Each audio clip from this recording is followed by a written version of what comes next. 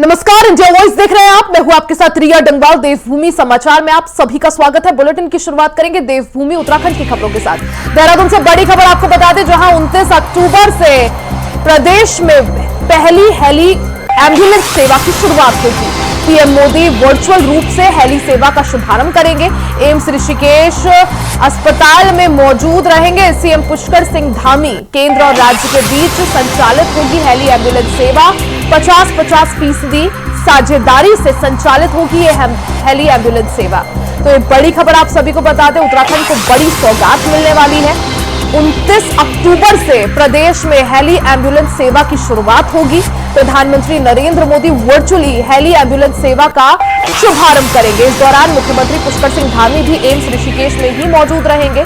इस दौरान ये हेली एम्बुलेंस सेवा केंद्र और राज्य के बीच मिलकर संचालित होगी, यानी 50-50% हिस्सेदारी के साथ हेली एम्बुलेंस सेवा की शुरुआत हो रही है।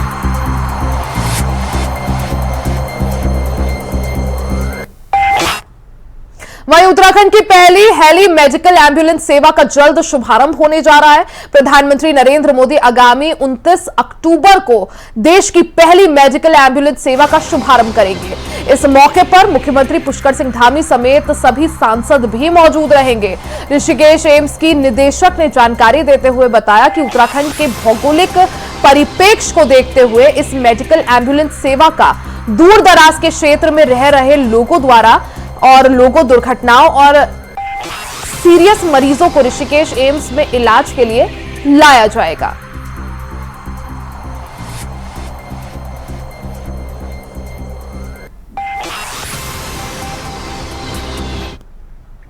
वही अब बात केदारनाथ उपचुनाव की कर लेते हैं। केदारनाथ उपचुनाव से जुड़ी बड़ी अपडेट आप सभी को दे दें, जहां बीजेपी अपने 2 दावेदारों को लेकर अभी कंफ्यूज है। सोशल मीडिया पर ऐश्वर्या रावत ने चुनाव लड़ने की दावेदारी पेश की है। वहीं बीजेपी का शीर्ष नेतृत्व ऐश्वर्या रावत से बात करने में जुटा हुआ है। दिवंगत विधायक शैला रानी की बेटी है ऐश्वर्या रावत। कांग्रेस भी प्रत्याशी की घोषणा को लेकर मंथन में जुटी हुई है। वहीं 27 अक्टूबर को कांग्रेस कर सकती है अपने प्रत्याशी की घोषणा। वहीं कल दिल्ली में कांग्रेस समन्वय समिति की बैठक बुलाई गई है।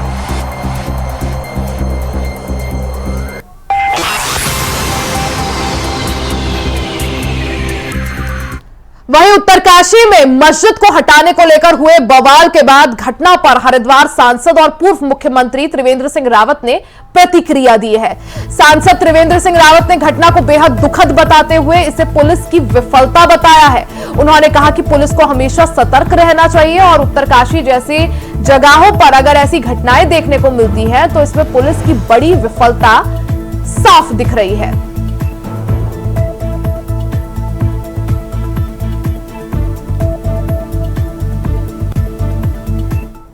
उत्तरकाशी घटना मैंने सोशल मीडिया पर उसको पढ़ा है और इस तरह की घटनाएं न हो, मैं हमेशा कहता रहता हूं पुलिस को सतर्क रहना चाहिए। ये पुलिस की नाकामी को साबित करता है, जैसा उत्तरकाशी में कल हुआ, लाठीचार्ज भी कल हुआ, गलत हुआ है। उत्तरकाशी जैसी जगहों पर अगर इस तरह की नौबत आ रही है तो क्यों आ रही है, किसकी विफलता है, ये सोचना चाहिए। उत्तरकाशी में मस्जिद गिराने की मांग को लेकर हो रहे आंदोलन में अब नया मोड़ आ गया है। जी हां, कल स्थानीय लोगों और सनातन धर्म रक्षक संघ के द्वारा निकाली गई जन आक्रोश रैली पर हुए पथराव और पुलिस के लाठीचार्ज के बाद पूरे जनपद में तनाव का माहौल देखने को मिल रहा है। एसपी अमित श्रीवास्तव की माने तो कल सनातन धर्म रक्षक संघ द्वारा आयोजित जन आक्रोश रैली के दौरान उनके द्वारा निर्धारित रूट का प्रयोग न करते हुए बैरिकेडिंग पर पुलिस द्वारा रोके जाने पर भीड़ द्वारा पथराव करने की स्थिति में बल प्रयोग किया गया। इस दौरान एसपी ने कहा कि इस घटना में 8 पुलिसकर्मी और कुछ प्रदर्शनकारी घायल हुए हैं। वहीं आपको बता दें कि उत्तरकाशी में मस्जिद को लेकर हुए बवाल को लेकर जिले में BNSS धारा 163 लागू हो गई है। उत्तरकाशी में संयुक्त सनातन धर्म रक्षक संघ द्वारा एक रैली का आयोजन किया गया था। इस रैली में उनको सशर्त परमिशन प्रशासन द्वारा दी गई थी। उसमें इनका रूट डिसाइडेड था, समय भी डिसाइडेड था, तो वो उस रूट से न जा करके दूसरे रूट से जाने के लिए बैरियर पर काफ़ी देर तक हुज्जत करते रहे। उसमें पुलिस वालों ने उनको बहुत पेशेंटली उनको रोका कुछ उसी प्रदर्शनकारियों में से कुछ लोगों ने पत्थरबाजी शुरू कर दी, जिसमें फिर हल्का बल प्रयोग करके उनको वहां से तितर-बितर करना पड़ा। इसमें हमारे कुछ पुलिसकर्मी जो घायल हुए हैं, कुल 8 पुलिसकर्मियों को चोटें आई हैं।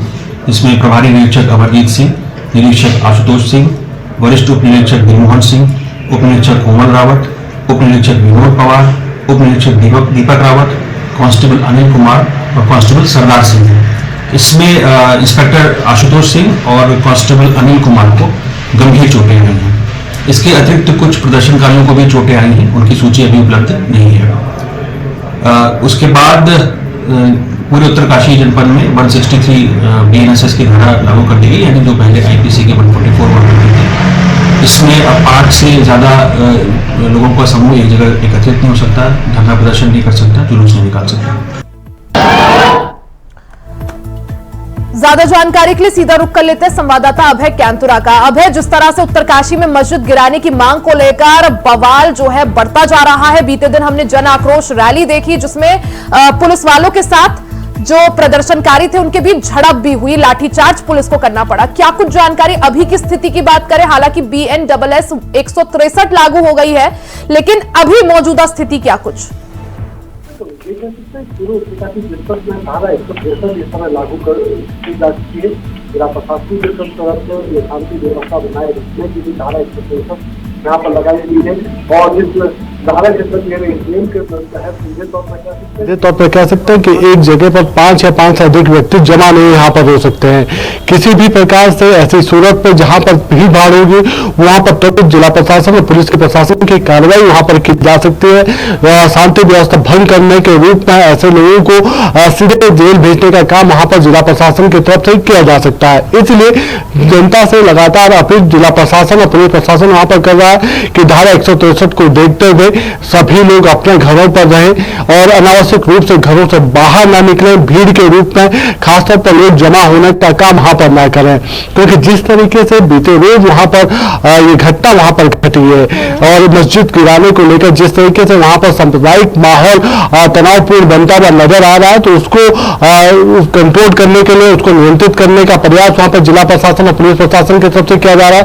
कोशिश यही है कि वहां पर पूरे जनपद में शांति व्यवस्था भंग ना हो, शांति व्यवस्था बनी रह सके और उसके लिए लगातार प्रयास में जुटे हुए पुलिस प्रशासन, जिला प्रशासन नजर आ रहा है। कल ये कह सकते हैं कि सनातन धर्म रक्षक संघ की तरफ से एक जन आक्रोश रैली वहां पर आयोजित की गई थी, जिसमें जिला मुख्यालय पर जाने का काम इस रैली का था। जिला प्रशासन को ज्ञापन सौंपने का काम वहां पर किया जा रहा था कि उस मस्जिद को गिराने का काम वहां पर किया जाए जो जिला मुख्यालय के समीप वहां पर बनाई गई है। उस मस्जिद को गिराने की मांग लगातार स्थानीय लोग वहां पर कर रहे थे। और से ये भी समझना चाहेंगे, जिस तरह से आपने बताया कि अभी जो है चाक चौबंद इंतजाम है, BNSS 163 लागू कर दी गई है DM ने, एंड वहां पर जो है भारी संख्या में पुलिस बल की तैनाती, यानी माहौल अभी थोड़ा स्थिर है। लेकिन जब प्रशासन की तरफ से पहले ही ये बात बोल दी गई है कि जो मस्जिद है वो पूरी तरह से वैध है, पूरी तरह से वैलिड है, तो आखिर क्या वजह, क्यों आखिर विरोध हो रहा है जब प्रशासन पहले अपना रुख साफ कर चुका है?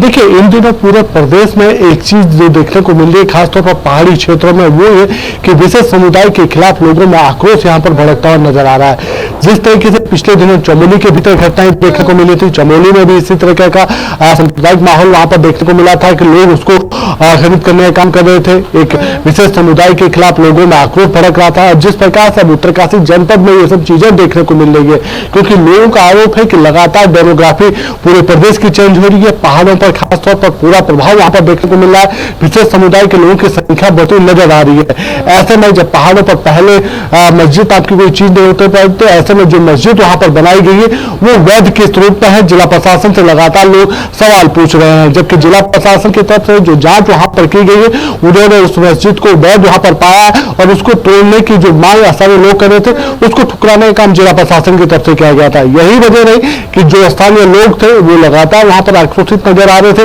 उस मस्जिद को तोड़ने की बात वहां पर कर रहे थे। उनका कहना था कि अगर पहाड़ों पर भी इस प्रकार से विशेष समुदाय के लोगों की संख्या बढ़ती है तो वहां पर ये कह सकते हैं कि जो लोग हैं या जिनकी सांस्कृतिक जो पहचान है वो खतरा में पड़ती हुई नजर आएगी और जो टोपोग्राफी है पूरे प्रदेश की या फिर पहाड़ी क्षेत्रों में, वो बदलती हुई नजर आएगी और सरकार के लिए सही नहीं कहा जा सकता, उत्तराखंड राज्य के लिए सही नहीं कहा जाता, क्योंकि उत्तराखंड राज्य को दो भूमि कहते हैं। ऐसे में अगर विशेष समुदाय के लोगों की संख्या भूमि कहा जाता है, पहाड़ की अपनी अलग संस्कृति रही है, अपनी अलग सांस्कृतिक पहचान रही है, और अब ऐसे में सवाल यही उठ रहे हैं कि आखिर कौन वो लोग हैं जो पहाड़ की शांत फिजा को या शांत माहौल को खराब करने की कोशिश कर रहे हैं। तस्वीरें हम लगातार देख रहे हैं, बीते दिन की तस्वीरें हैं उत्तरकाशी से, हम दर्शकों को भी दिखा रहे हैं किस तरह से भारी संख्या में पहले तो सनातन धर्म रक्षक संघ के जो भी लोग हैं, प्रदर्शनकारी हैं, वो भारी संख्या में पहुंचते हैं और पुलिस के साथ उनकी झड़प भी होती है, टकराव भी होता है, पथराव भी होता है, फिर उसके बाद पुलिस को लाठी चार्ज करना पड़ता है।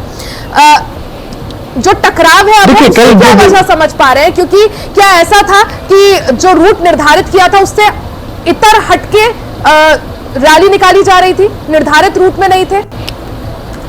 देखिए, पुलिस प्रशासन की तरफ से जो बात आपने कही, उनका कहना है कि जो निर्धारित रूट था उस निर्धारित रूट पर रैली आगे बढ़ने का काम नहीं कर रही थी, यानी जो निर्धारित रूट था उस रूट से हटकर इस जन आक्रोश रैली को आगे बढ़ने का काम उनकी तरफ से वहां पर किया जा रहा था। लेकिन जो वहां के जो स्थानीय जो लोग हैं, जो उस जन आक्रोश रैली में जो लोग शामिल थे, उनकी तरफ से साफ तौर पर मांग वहां पर की गई थी। उनका कहना था कि जहां पर निर्धारित समय से जन आक्रोश रैली निकली थी, उनका सीधे तौर पर जिला मुख्यालय जाने का कार्यक्रम था, लेकिन बीच में बैरिकेटिंग लगाकर जिस तरीके से भटवाड़ी मार्ग पर उस जन आक्रोश रैली को देखने का काम वहां पर किया गया, और उसी दौरान ये कह सकते हैं कि जब रैली को पुलिस के द्वारा रोका गया तो ठीक उसी दौरान वर्णावत पर्वत की तरफ से, यानी जो भटक जाने वाला जो मार्ग है उस तरफ से उस रैली पर पथराव यानी पत्थर बरसाने का काम कुछ लोगों की तरफ से किया गया, जिसके चलते कह सकते हैं कि तनाव और वहां पर बढ़ गया, और उसी तनाव और नोकझोंक पुलिस के साथ हुई नोकझोंक के बीच में। जी बिल्कुल, अब है यही वजह है कि हम तस्वीरें भी लगातार दिखा रहे हैं किस तरह से बीते दिन माहौल वहां पर खराब हुआ। हालांकि अभी स्थिति नियंत्रण में है। डीएम ने BNSS 163 जिले भर में और क्षेत्र में लागू कर दी है। हालांकि किस तरह से स्थिति को ऐसे ही बनाया रखा जाता है, नियंत्रण में रखा जाता है, वो देखना खास होगा। अबे बहुत बहुत शुक्रिया। खबरों में आगे बढ़ते हैं। खबर उत्तराखंड से आपको बता दें, जहां उत्तराखंड की मुख्य सचिव राधा रतूड़ी ने देहरादून सचिवालय में दीपावली प्रदर्शनी का शुभारंभ किया। इसमें महिला स्वयं सहायता समूहों द्वारा दीपावली को लेकर बनाई गई सजावटी उत्पादों की प्रदर्शनी लगाई गई है। इस मौके पर CS राधा रतूड़ी ने महिला स्वयं सहायता समूहों से जुड़ी महिलाओं का उत्साहवर्धन भी किया। मुख्य सचिव ने सभी प्रदेशवासियों से दीपावली पर स्थानीय कारीगरों, विशेष रूप से महिला स्वयं सहायता समूह द्वारा तैयार किए गए उत्पादों की खरीदारी का अनुरोध किया है। इस मौके पर सचिवालय के अधिकारी और कर्मचारी भी मौजूद रहे।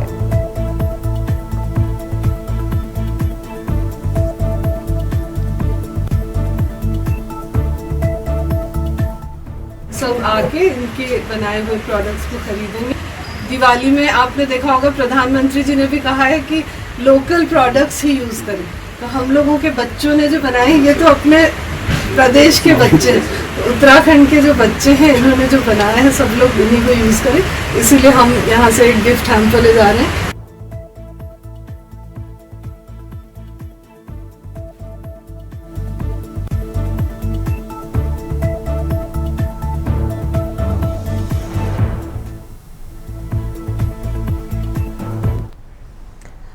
वहीं उत्तराखंड पर्यावरण संरक्षण प्रदूषण नियंत्रण बोर्ड ने दून समेत 13 शहरों में AQI की 24 घंटे थर्ड पार्टी मॉनिटरिंग शुरू कर दी है। इस तरह दीपावली से पहले और बाद में विभिन्न स्थानों पर वायु प्रदूषण की स्थिति परखी जाएगी।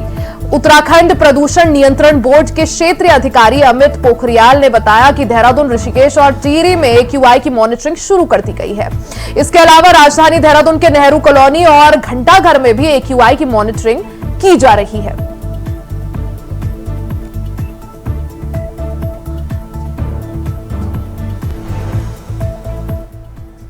ये विभिन्न स्थानों पर जो एम्बिएंट एयर क्वालिटी मॉनिटरिंग है, ये हमारे देहरादून में, ऋषिकेश में और टिहरी में हमने अपने ambient air quality monitoring station Deepavali के समय पर स्थापित किए हैं। और ये लगातार मॉनिटरिंग जो है 24 अक्टूबर आज से और 7 नवंबर तक लगातार की जाएगी।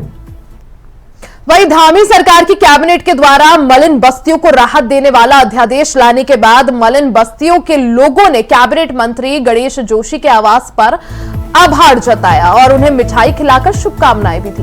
कैबिनेट मंत्री गणेश जोशी ने कहा कि प्रदेश की सत्ता पर आसीन बीजेपी सरकार हमेशा गरीबों के साथ है और हितों को लेकर कार्य कर रही है।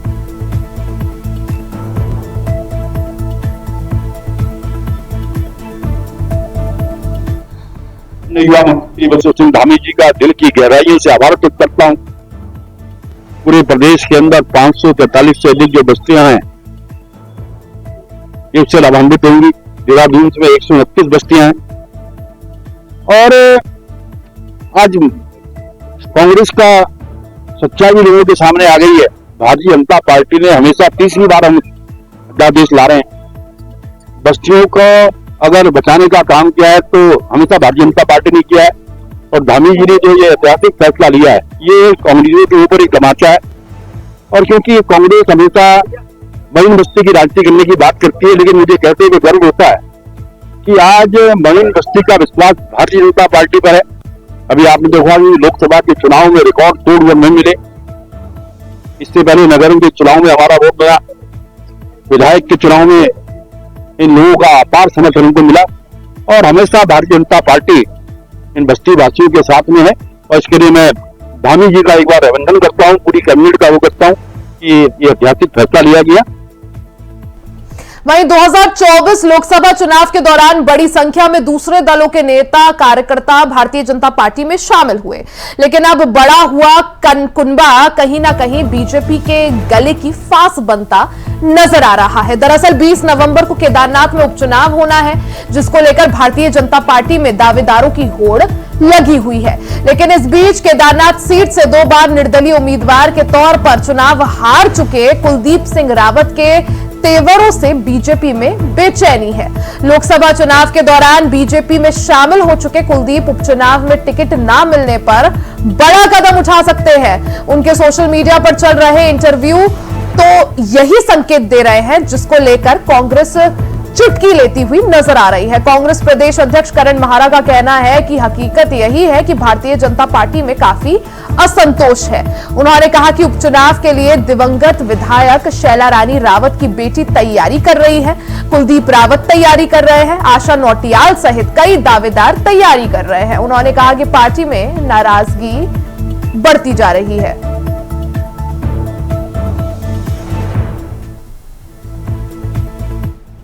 वो बीजेपी के परिवार के सदस्य हैं, मैं उन पर टिप्पणी नहीं करूंगा, लेकिन हकीकत यही है कि भारतीय जनता पार्टी में काफ़ी असंतोष है। शैला रानी रावत जी की बिटिया भी तैयारी कर रही हैं, कुलदीप रावत क्योंकि पिछले बार वोट लेके आए थे ठीक ठाक, तो वो भी तैयारी कर रहे हैं और अन्य लोग भी वहाँ हैं। आशा नौटियाल जी हैं जो उनकी महिला मोर्चे की प्रदेश अध्यक्ष हैं, वो भी हैं और अन्य भी दावेदार हैं। तो वहाँ नाराजी भी है, लोगों को झूठ बोलकर पार्टी में सम्मिलित किया गया, सपने दिखाए गए कि आप हमारी पार्टी में आ जाए, आगे आपको मौका मिलेगा। तो आज वो चीज़ें निकल के बाहर आ रही हैं। और भारतीय जनता पार्टी आज भारतीय जनता पार्टी है कहाँ? कांग्रेस मुक्त भारत कहते कहते आज कांग्रेस युक्त भारतीय जनता पार्टी हो गई है। वहाँ 80% लोग तो कांग्रेस के ट्रेंड लोग हैं। मंत्रियों को देख लो, मंत्रियों की संख्या देख लो, उसमें भी आधे मंत्री कांग्रेस पृष्ठभूमि के हैं। तो कांग्रेस युक्त भारतीय जनता पार्टी है और कांग्रेस मुक्त करते करते खुद ही कांग्रेस में ही हो गई है भाजपा। वहीं प्रदेश के जनगणना मंत्री डॉक्टर प्रेमचंद अग्रवाल ने विधानसभा कार्यालय में जनगणना विभाग के अधिकारियों के साथ समीक्षा बैठक की। बैठक में मंत्री ने कहा कि कभी भी जनगणना के संकेत केंद्र से मिल सकते हैं, जिसके लिए हमें तैयार रहना होगा। उन्होंने आगे अधिकारियों को निर्देश भी दिए और उन्होंने कहा कि जनगणना से संबंधित अपनी संपूर्ण तैयारी रखें। उन्होंने आगे कहा कि 2021 में कोविड के कारण जनगणना नहीं हो पाई थी, लेकिन आने वाले कुछ समय में जनगणना के आदेश मिल सकते हैं। चूंकि आप जानते हैं कभी भी जनगणना का जो संकेत है मिल सकता है, उससे पहले अपने यहाँ जो अधिकारी उनसे मेरा बैठना हुआ है। और आप जानते हैं 2021 में जब जनगणना होनी थी तो उस समय कोविड के कारण रुका, और आज 2024 में है। ऐसी उम्मीद कर रहे हैं कि कभी भी जनगणना का संकेत होगा तो उससे पहले हमारी तैयारी रहे, हम लोग किस प्रकार से जनगणना कैसे करेंगे, क्या करेंगे, तो उस तरह से हमारा बैठना हुआ। और आप ये भी जानते हैं कि जनगणना दो तरह से होती है, पहले जो हाउसेज है, मकान है, उनकी जनगणना होती है, फिर व्यक्तियों की जनगणना होती है।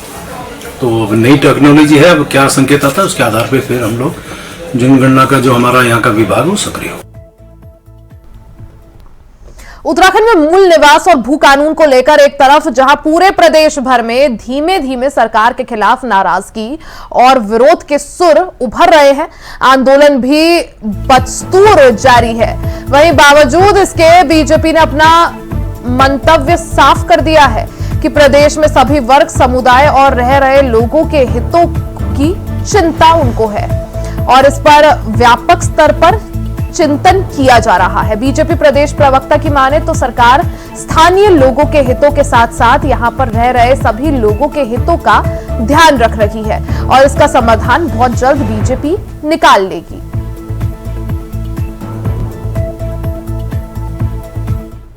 सरकार को बड़ी व्यापक स्तर पर सोचना पड़ता है और पूरी व्यापकता के साथ, क्योंकि सभी की समस्याओं का समाधान हो। भारतीय जनता पार्टी का मूल मंत्र है सबका साथ, सबका विकास, सबका प्रयास। इसलिए हम व्यापक स्तर पर इस पर पार्टी सोच सकती है, भारतीय जनता पार्टी इसका समाधान कर सकती है। हम उत्तराखंड के निवासी हैं और निश्चित रूप से उत्तराखंड के लोग भी कई राज्यों में हमारे देश के अंदर रहते हैं, इसलिए हमें यह बोलते हुए ये भी यहाँ के लोगों के हितों का संरक्षण तो करना है ही, लेकिन कहीं हमें इतनी संकीर्णता में भी बात नहीं करनी चाहिए कि उत्तराखंड जैसी देवभूमि में अन्य लोगों के लिए स्थान न हो। ऐसा नहीं है। ये राज्य, ये देवभूमि है, यहाँ भारत के सभी लोगों का स्वागत है, लेकिन यहाँ के स्थानीय लोगों के हितों की संरक्षण कैसे हो, इसके लिए सरकार प्रतिबद्ध है।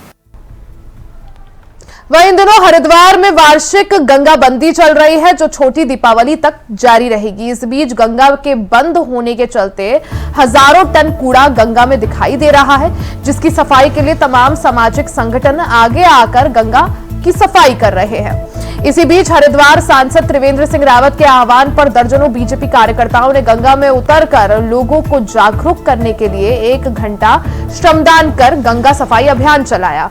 आपको बता दें कि दर्जनों कार्यकर्ताओं के साथ हरिद्वार सांसद गंगा सफाई को गणेश घाट पहुंचे।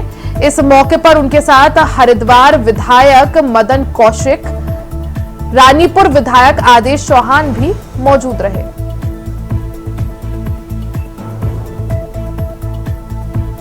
देवभूमि समाचार में फिलहाल के लिए सिर्फ इतना ही। खबरों का सिलसिला जारी रहेगा, बने रहे हमारे साथ।